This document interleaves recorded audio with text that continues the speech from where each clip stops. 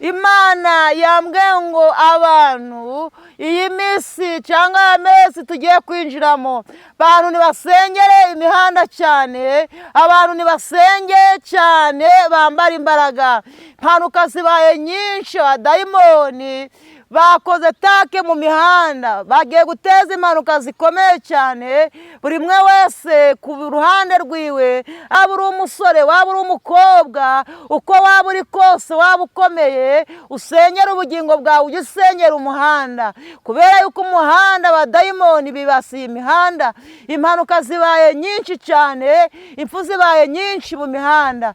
Abantu bongeze ibihe byo gusenga, uwasengaga rimwe asenge kabiri, uwasengaga kabiri asenge gatatu, uwasengaga gatatu asenge kane, uwayiririzaga akomeze yiyirize, uwabivuyemo yongera abisubiremo, kubera ko uyu mwaka wirirwa wigisha, warangiza ugafata abakobwa beza ukabarutisha umudamu wawe, bukiye mu gitondo ugahagarara ku ruhimbi ukabigisitaza ku mudamu wawe. Mwaba mushumbye, mwaba mwicaye, mwarafungiwe insengero, mu bapasiteri harimo impfu zitunguranye. Niko Uwiteka Imana arimo abatangariza, harimo impfu zitandukanye. Imana ikambwira ngo inkoni yanjye yaramanutse ku bungeri, niko kujya bibaye bikeya. Ijambo ry'Imana naryo ryabaye ingume. Reka mbabwire ngo ibyo kurya by'umubiri bibaye bikeya. Imana ikambwira ngo iratunga umuntu cyangwa se iragabura umuntu uyikomejeho. Ariko Yesu Kristo yararakaye. Imana idufashe tugirire neza kandi Imana itwiteho. Imana itwiteho. Uyu mwaka ni umwaka wo kongeza igihe cyo gusenga. Uyu mwaka ni uwo kongera kwegera Imana. Uyu mwaka ni uwo gusaba imbabazi. Abantu mwagomeye Imana mu bibisitaza, umuntu akagenda agafata ubutaka butari ubwe, akabwita ubwe, akaba umuriganya, kazanira mwene se igisitaza, ukamujyana mu nkiko, nyamara ufite uburiganya, ari ubwesikoro nta kuri ufite, warangiza ukavuga ngo uri gukorera Imana. Umusaraba niwo bendera ryacu, twabakijijwe, twemeye n'isoni zawo, niwo tuneshereza. Imana nawe guha umugisha kandi Imana ikugirire neza. Tunejejwe n'Imana mu mutima yuko Imana igucira inzira twaba twongeye tukabonana uyu munsi. Umuririmbyi yaravuze ngo tutishwe n'ibyaha. Wari umeze neza? Bimeze neza. Yego. Umurimo w'Imana muri ino minsi uhagaze gute, umeze ute? Ku ruhande rwanjye umurimo w'Imana cyangwa se mu bihe byo gusenga, nta kibazo mfite. Yego. Yego. Turi mu minsi nakwita ko igoranye, nimba ariko ndabyita gukora umurimo w'Imana, cyane cyane yuko insengero nyinshi na n'uyu munsi zitarafungurwa. Mu nsengero niho abantu bajyaga bakorera ivugabutumwa cyane, niho bajyaga bakora umurimo w'Imana cyane mu buryo bwo kuririmba, mu buryo butandukanye. Uyu munsi inyinshi zirafunze. Mu gukora umurimo w'Imana muri ino minsi biri kuborohera, bimeze bite muri iyi minsi? Umurimo w'Imana n'aho insengero zaba zihari cyangwa zidahari, abayo Imana yabamenye kera, kandi Yesu yaravuze ngo mugende mu misozi. Yego. Mubabwire ibya Yesu, niko yabwiye intumwa ze. Mu misozi rero natwe iki gihe turimo dukwiriye nabwo kwamamaza ibya Yesu. Wagera mu isoko wakamamaza ibya Yesu yagutegetse ngo uvuge. N'aha ku rubuga tuba turi burya tuba tuvuga ibya Yesu. Icyangombwa ni ukuvuga Yesu bikurimo, atarimo bya bintu byo gutera baraza cyangwa se kubeshya. Ariko umurimo w'Imana urakomeje. Yego. Nta mpamvu tuzacogora gusenga. Hari ari uko twavuye mu mubiri niho umuntu azaruka gusenga, ariko tuzakomeza umurimo w'Imana kugeza ubwo Yesu azaza guhamagara abera. uravuze ngo gukora umurimo w'Imana cyangwa se kuvuga Yesu ariko kandi akora imirimo, bishatse kuvuga yuko hari abakorera Yesu, hari abavuga Yesu ku munwa gusa ariko atabarimo. Ibyo tubivuga gute? Twari tugarutse ku kintu cy'insengero ko zafunzwe, tuvuga gukora umurimo w'Imana ko bitoroshye, ariko kandi nubwo zafunzwe hari benshi twagiye tubona bitwaga abakozi b'Imana, bitwaga ko ari abahanuzi b'Imana wenda, cyangwa bitwaga ko ari abashumba cyangwa se abapasitori cyangwa se ababishopu, ariko mu minsi mike insengero zimaze kuboneka gufunga tugira tubona ibindi bikorwa bitandukanye bimeze nk'ubwesikoro mu bakozi b'Imana. Ese ko bari bahinduye inyito y'ijambo ry'Imana bakatanya bamwe no kugoreka ijambo ry'Imana, buriya bavugaga Yesu abarimo byatewe n'iki, cyangwa n'ibyo nivuga ngo kugambura mu makuba, turabyita ngo iki? Hari abantu baseseguye ihishwa ntibanyura ku marembo, aho uko barurira buri nkike batogamo bagwamo imbere. Abo ngabo rero ni ba bantu bari kwitirirwa izina ry'Imana, ariko umuntu wanyuze mu irembo akinjira neza, uwo nguwo niwe Imana yishimira muri iyi minsi. Ariko umuntu wuriye akagwamo imbere, uwo nguwo ni umujura. Yego. Kunywa inzoga ni icyaha? Kunywa inzoga ni icyaha? Kunywa inzoga ni icyaha. Impamvu ngo mbaje gutyo, tumaze iminsi tubona ku mbuga nkoranyambaga umuntu uvuga ko ari umupasiteri agenda abwiriza ariko afite n'icupa rya mitsingi akayasomaho, sinzi niba waramubonye nawe uwo muntu yambaye na kora y'abapasiteri y'ababishopu akajya abwiriza n'icupa rya mitsingi. Hari n'abanigize kubona afite icupa ry'imba rya turubo simbizi, akajya asomaho ati Yesu yarabirangije kunywa inzoga si icyaha. Izi nyigisho z'iyi minsi ni za zindi z'imperuka, ntibabigisha Yesu yatubwiye. Nimba yabibonye biriya nabibonye gute? Niba umuntu ngo kunywa inzoga ni icyaha? Bariya bavuga ngo kunywa inzoga ntabwo ari icyaha, biriya bari mu buyobe, bari mu bujiji. Kunywa inzoga ni icyaha. Mu migani haravuga ngo 20 haravuga ngo vino ni umukobanyi, ushukwa nazo ntabwo agira ubwenge. Rero umuntu wanyweye yaba ari muzima, ubundi ugasanga kwambara ubusa, akajya gusasa no mu nzira ati nageze mu rugo, ugasanga yayobye. Ariko vino ni umukobanyi, inzoga zirakubaganisha, niko ijambo ryatubwiye, ushukwa nazo ntagira ubwenge. Rero uwo nguva ngo ntabwo kunywa inzoga ari icyaha, ubwo ndumva we afite ijuru ryiwe. Ariko se hari ushobora guhita kumva bitewe n'ibyo usona akavuga ati njyewe iyo nyweye inzoga sinjya nsinda, ndavuga ati njyewe iyo nyweye inzoga nkanywa gakeya gatatu basije, cyangwa akavuga ati njye nywera mu rugo. Baratandukanye abantu, bashobora guhita bati agahita akubwira ati njye ntabwo njya nsinda, ntabwo njye nyobora.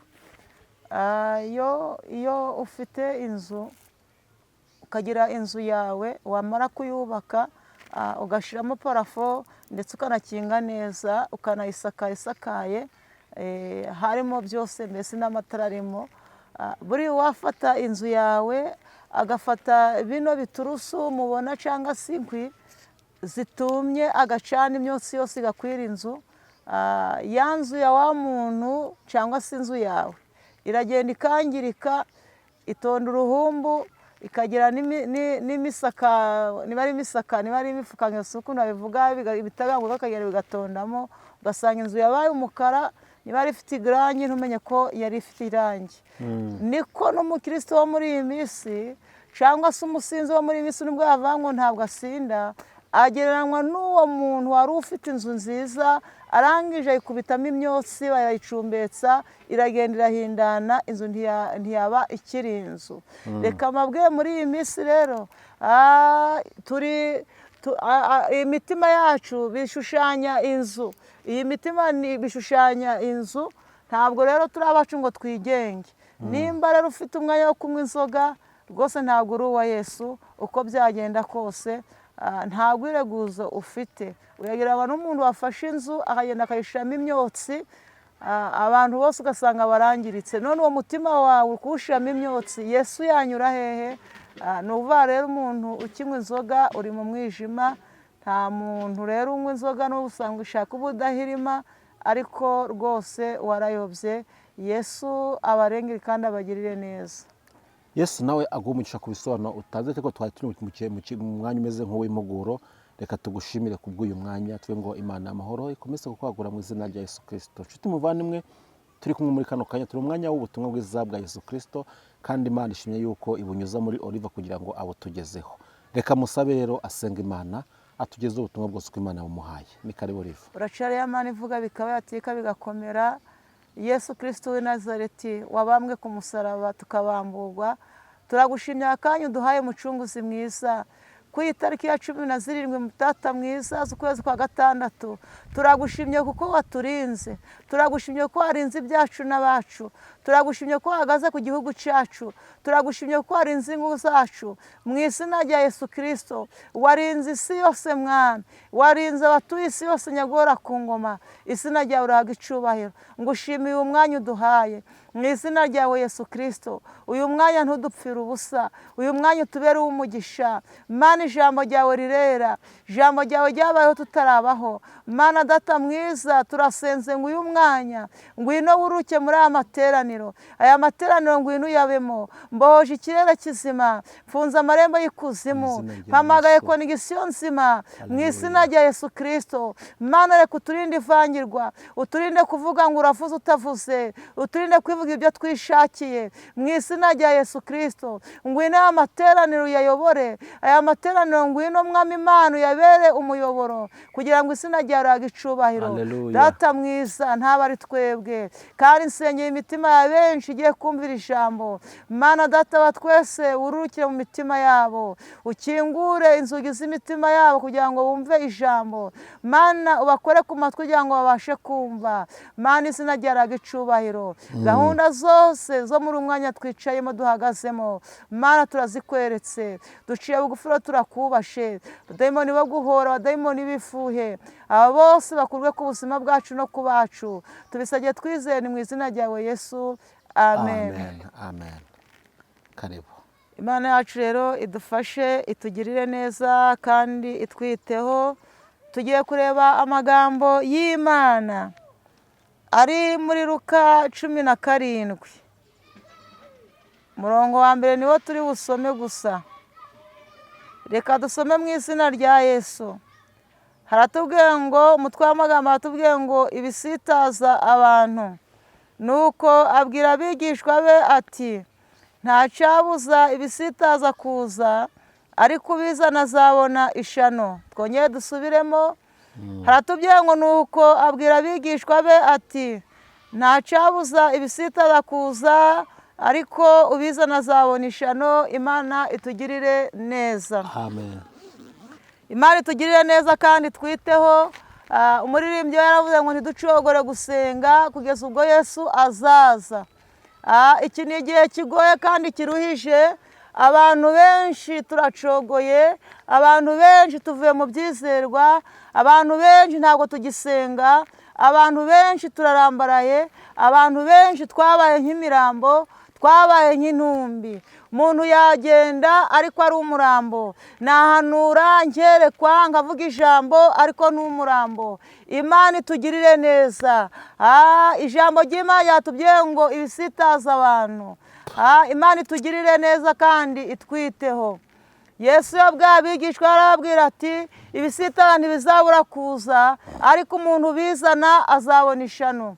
Imana itugirire neza Abanyarwanda, Imana itugirire neza abanyamahanga. Ubu noneho rero ntabwo kuvuga ngo ndi kubwira u Rwanda, ntabwo kuvuga ngo ndi kubwira abahehe, ahubwo Yesu uyu munsi itariki ya 17 arimo abwira isi yose ngo ibisitaza ntibizabura kuza, ariko ubizana azabona ishano.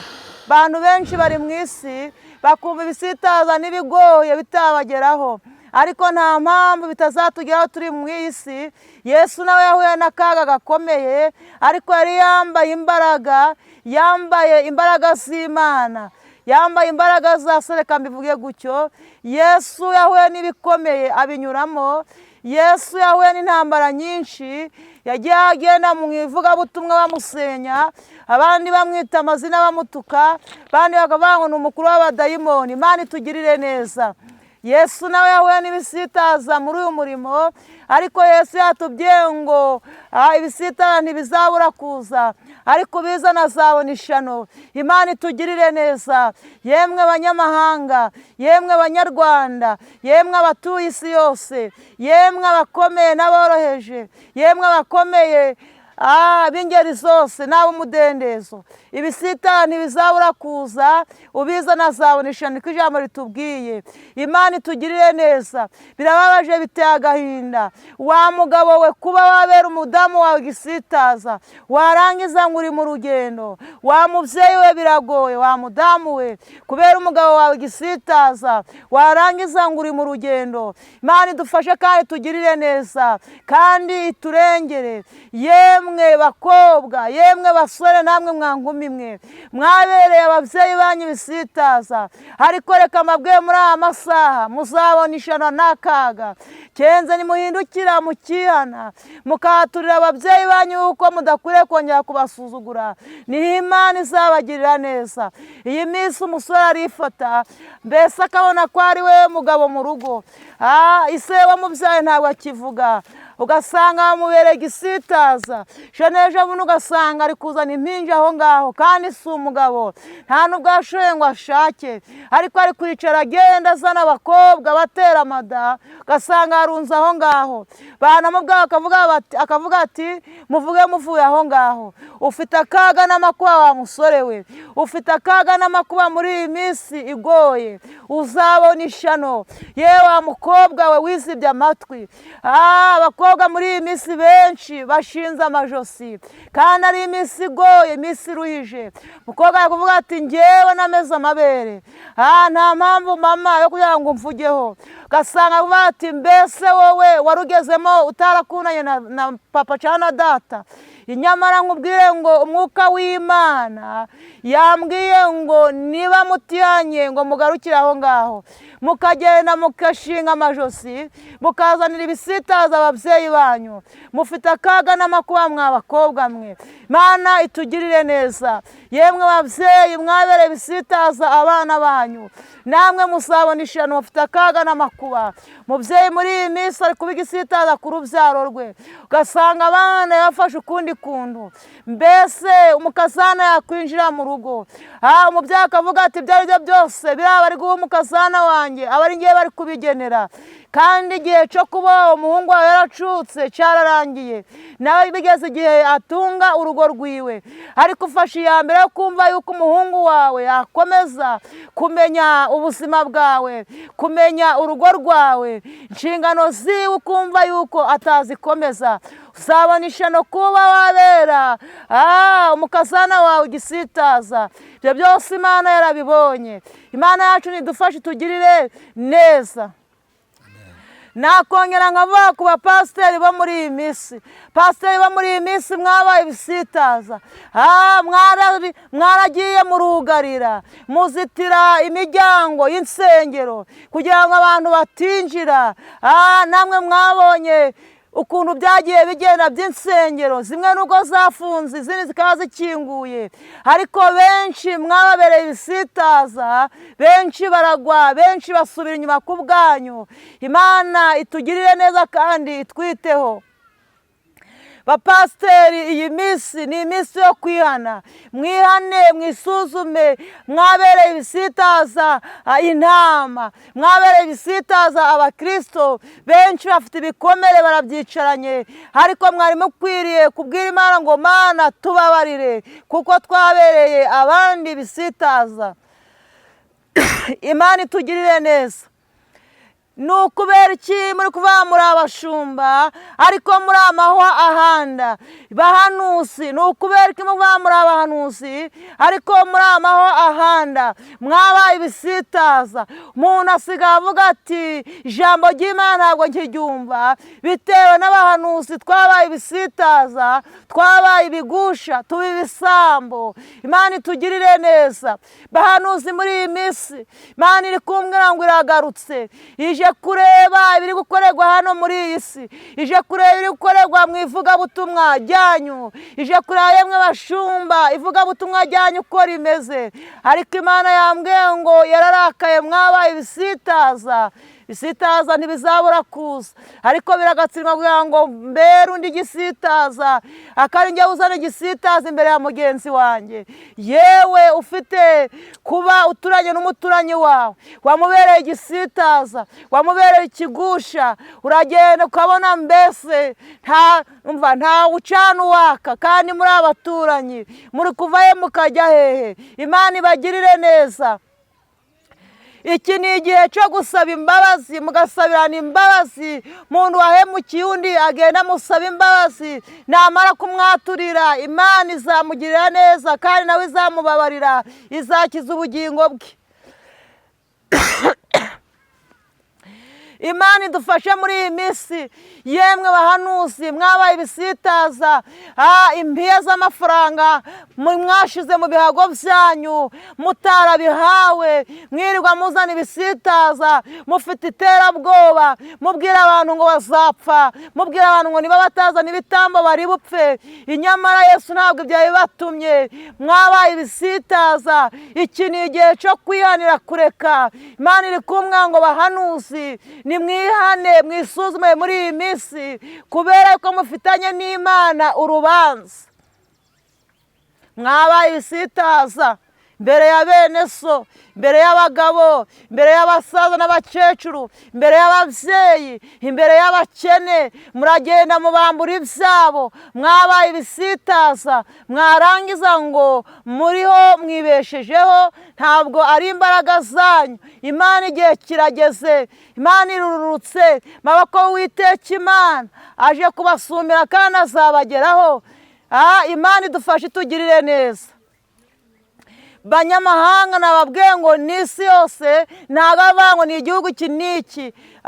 Igisitaza wabereye mwene ni wowe uhazi, ukwiriye kugenda ugasaba imbabazi kugira ngo Imana itugirire neza. Umuntu ari kugira urubibi rwiwe, yamara kugira urubibi rwiwe, umuntu akagenda agafata ubutaka butari ubwe, akabwita ubwe, akaba umuriganya, kazanira mwene se igisitaza, ukamujyana mu nkiko, nyamara ufite uburiganya, ari ubwesikoro nta kuri ufite, warangiza ukavuga ngo uri gukorera Imana. Ubwo ni uburiganya, icyo ni igisitaza wazaniye bene so. Imana itugirire neza, kandi Imana itwiteho, idufashe iturengere. Iki ni igihe, uyu mwaka ni uwo gusaba imbabazi. Ababereye bene si ibisitaza, aho wabereye mwene yo ku gisitaza urahazi, aho wabereye umuturanyi igisitaza urahazi, mupasiteri aho wabereye intama igisitaza urahazi, bahanuzi aho mwabereye ibisitaza bagenzi banyu murahazi. Hano ku rubuga mwabaye ibisitaza kuri bene so, kuri bagenzi banyu. Imana itugirire neza, itwambike imbaraga. Reka mbabwire, ntabwo Yesu yadutumye amafaranga. Yesu yavuze ngo mugende mu misozi, mugende mwamamaze ibyanjye, mugende mwamamaze inkuru, mukize abababaye, mubarengere abantu babaduke bave mu byaha, bantu bihane, mugende mu misozi, mugende aho mu bibaya. Imana idufashe itugirire neza.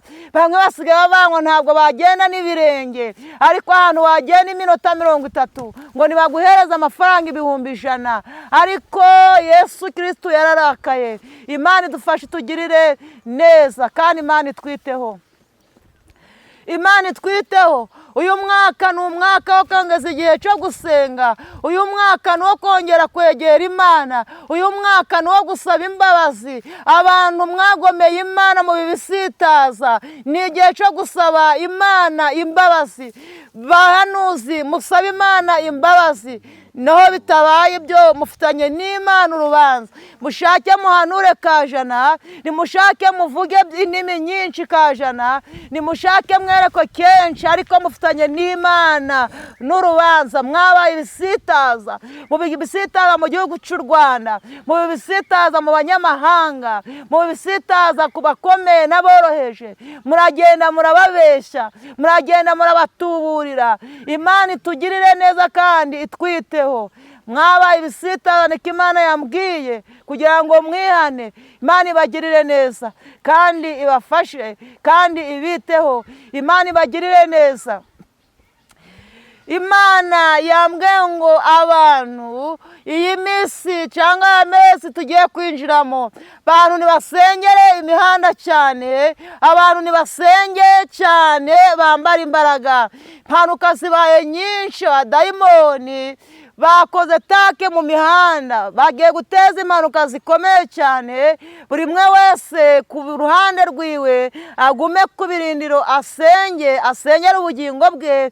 Waba uri umusore, waba uri umukobwa, uko waba uri kose, waba ukomeye, usengere ubugingo bwawe, ujye usengera umuhanda, kubera yuko umuhanda abadayimoni bibasiye imihanda. Impanuka zibaye nyinshi cyane, impfu zibaye nyinshi mu mihanda. Imana itugirire neza kandi itwiteho, itwambike imbaraga. Imana iturengeye muri iyi minsi. Nababwiye ngo ntiducogore gusenga. Imana yambwiye ngo abantu basubire ku rufatiro, abantu bongeze ibihe byo gusenga. Uwasengaga rimwe asenge kabiri, uwasengaga kabiri asenge gatatu, uwasengaga gatatu asenge kane, uwayiririzaga akomeze yiyirize, uwabivuyemo yongere abisubiremo, kubera ko uyu mwaka Imana irarengera umuntu uri mu mwanya neza. Abantu bakuvuga bati uyu munsi ndi busenge, ubundi ugasanga yabivuyemo, ubundi ugasanga yabivangavanze, ubundi ugasanga yagiye mu businzi, ubundi ugasanga yagiye mu busambanyi. Nicyo ni igisitaza. Wirirwa gufata abantu ku ngufu, wa mupasiteri we, wirirwa wigisha, warangiza ugafata abakobwa beza ukabarutisha umudamu wawe, bukiye mu gitondo ugahagarara ku ruhimbi ukaba igisitaza ku mudamu wawe. Imana yambwiye ngo ugarukire aho ngaho. Imana itugirire neza. Kandi reka mabwire abapasiteri aho muri hose, mwaba mushumbye, mwaba mwicaye, mwarafungiwe insengero, mu bapasiteri harimo impfu zitunguranye. Niko Uwiteka Imana arimo abatangariza, harimo impfu zitandukanye. Imana ikambwira ngo inkoni yanjye yaramanutse ku bungeri. Niko Uwiteka Imana yambwiye ngo mbabwire. Imana rero ibagirire neza aho muri hose, waba uri mu mahanga, waba uri muri iki gihugu, waba uri pasiteri runaka, ntabwo mvuze ngo ni uwo mu idini riniri. Mbabwire ngo bamwe ubugingo bwabo bugiye kubura, kandi byitwa ngo bari gusenga. Imana irurutse igeze mu batambyi, mu bungeri. Imana ibafashe kandi ibagirire neza. Kandi Imana itwambike imbaraga. Imana itwambike imbaraga. Kandi Imana iri kumbwira ngo ibyo kurya bibaye bikeya. Ijambo ry'Imana naryo ryabaye ingume. Reka mbabwire ngo ibyo kurya by'umubiri bibaye bikeya. Imana ikambwira ngo iratunga umuntu cyangwa se iragabura umuntu uyikomejeho. Imana ibafashe ibagirire neza. Nta kuntu uzahora wabaye igisitaza wa muhanuzi we, nta kuntu uzahora wabaye igisitaza wa mupasiteri we, nta kuntu uzahora wabaye igisitaza wa mugabo we mu rugo rwawe, wa mubyeyi we, ndetse wa mukobwa wa musore we ukaba igisitaza. Ngo nurangiza ubyire Imana ngo niguha akazi, zakaguha gutera we abandi igisitaza. Wa mugabo izaguha akazi gute? Warabaye igisitaza ku mudamu wawe, uri kwicara ucura abagore batari abawe, uri kwicara uzengunuka mu bwana butoya, warangiza ukavanga uri mu rugendo kandi warabivangavanze. Mu rugo kurara rushya, bwaca mu gitondo utifashe birangiye gusenga. Imana yararakaye. Imana itugirire neza kandi itwambike imbaraga. Bantu benshi hari imbere gatoya amarira abaye menshi cyane, bantu benshi bagiye kurira badafite uwabahoza, ariko umuntu wikomeje ku Uwiteka Imana, Imana izamurengera imugirire neza. Reka rero Imana itwambike imbaraga muri iyi minsi. Ntiducogore gusenga, niko nababwira mwa abanyamahanga mwe, ntiducogore gusenga yemwe abatuye isi yose. Ijambo ryambwiye ngo mbabwire ngo ababereye abandi bisitaza, guhera uyu munsi binihire, bihane Imana kugira ngo yongere ibagarukeho, ibagirire ibambe n'imbabazi. Imana rero ibampera umugisha. Imana amahoro nawe iguha umugisha ku butumwa utambukije, kandi wagiye ukomoka ku ngeri zose, buri wese ibyo byose ari bukuremo ibye. Ese nta buryo umuntu ashobora kubera undi gisitaza ariko ntamenye yuko amubera igisitaza? Ntabwo wabiyoberwa. Nkaba nakubera igisitaza ariko ntazi ko nakubera igisitaza. ariko ahanini bimwe biba binagaragara. Hari igihe nshobora kuza nkakubera igisitaza, n'aha kuri shusho media duhari nkakubera igisitaza, nyamara ntabwo wabiyoberwa. None se ngubu mfashe umwanya wo kujya nirirwa niba nkibira ahangaha, burya sinkubera igisitaza. Ese uru rubuga rwawe ukibaye urubuga abantu benshi tuvuga bati ibyo byose ku Musaraba TV biriya ntabwo bibaho, burya mba mbaye igisitaza. Nirirwa mbeshya mpamagara abantu b'abandi, mbishushanyaho mbiyoberanyaho, mbereka ko ndi umunyamasengesho, mbereka ko ndi umuhanuzi, nyamara nkirirwa nsoroma imbuto ntateye, nkirirwa nsarura aho ntabibye, nirirwa mfata impiya z'abandi, nyamara icyo ni igisitaza nakuzaniye. Yego yego, icyo ni igisitaza. Wenda namaze kumenya nahita mvuga nti wenda runaka yaransitaje. Ese byitwa igisitaza igihe byamenyekanye cyangwa biba byarabaye igisitaza mbere bitanamenyekana? oya yombi wabimenye nyine, ni ukuvuga ngo nakubere nabikoze nk'uko mbisobanuye, mba nakubere igisitaza kandi nawe biragukomeretsa cyane. Imana iturinde ibisitaza kandi turinde kuba ibisitaza mu izina rya Yesu Kristo. Amen. Reka tugane ku musozo w'ubutumwa bw'uyu munsi, ariko mbere ko ndagusaba kugira ngo utange nimero zawe wafashiza abantu kugira ngo ubasengere cyangwa se bafashe n'ubundi buryo bw'impuguro. Abantu baba bakeneye impuguro zitandukanye, bati nyamara mfite ibintu bimeze gutya na gutya, ariko numva nkeneye impuguro zimbitse kugira ngo umuntu ambwire uko ngomba kwifata muri kino kintu, ariko ntabaye igisitaza, ntaremereye abandi, agakenera izo mpuguro.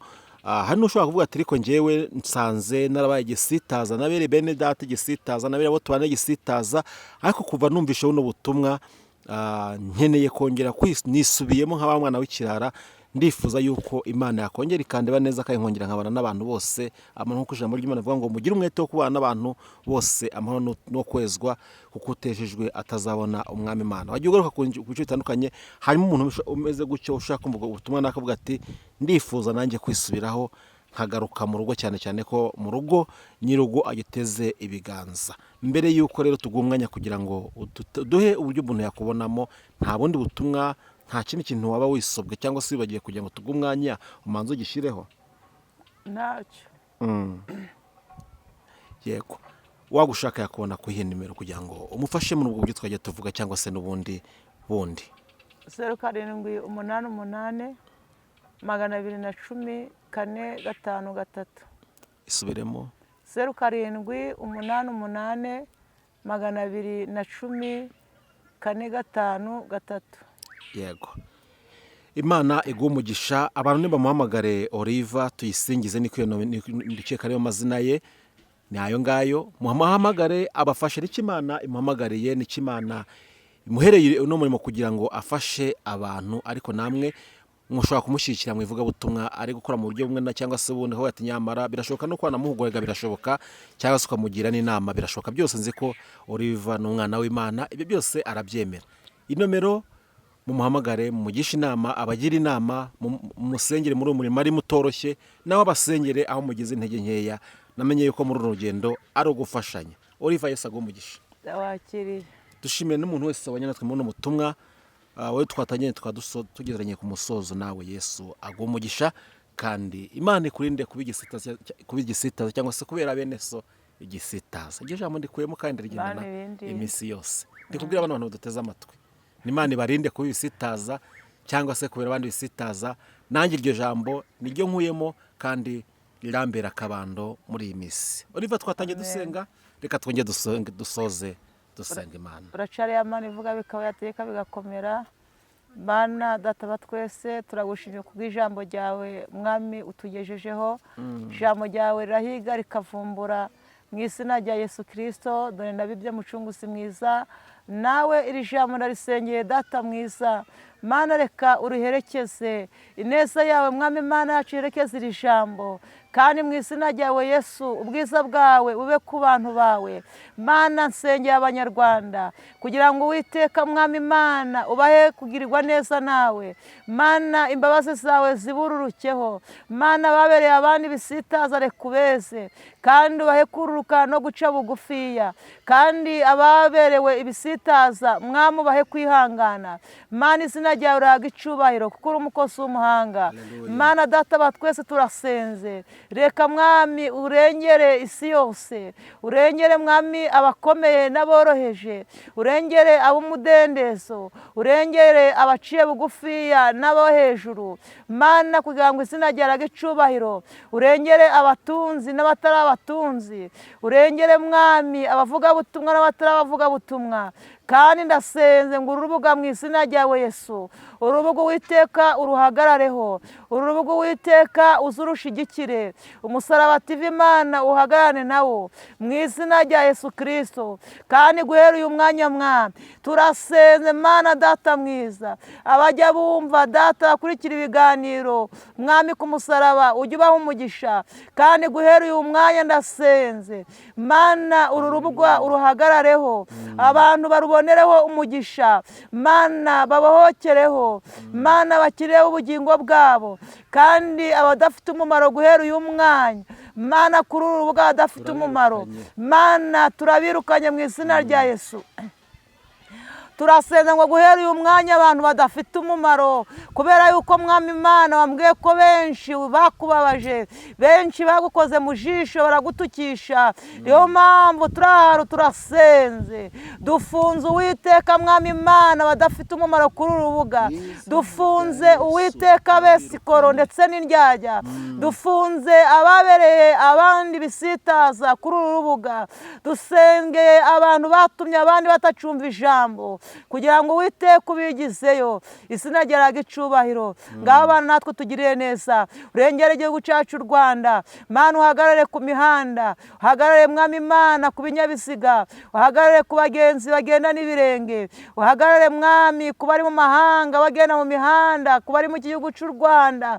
Mana ubahagarareho, urengere abagabo, urengere abasore n'inkumi, urengere urubyiruko, urengere abafite akazi Uwiteka ukabarindiremo, ndetse n'abagakeneye Uwiteka ukabaye kuri umukozi w'umuhanga. Ugira neza bugaca bukira. Rero twa turimo dusaba kugira ngo iri jambo Mana uriherekeze, kandi ifuhe rya Satani ryose rikurweho, kandi abadayimoni bo guhora ku buzima bwanjye, ku buzima data bw'uwo turi kumwe hano data wa twese ku musaraba, abo bose bakurweho, ndetse no ku ngo zacu, ku miryango yacu, ku nshuti zacu. Izina ryawe icyubahiro.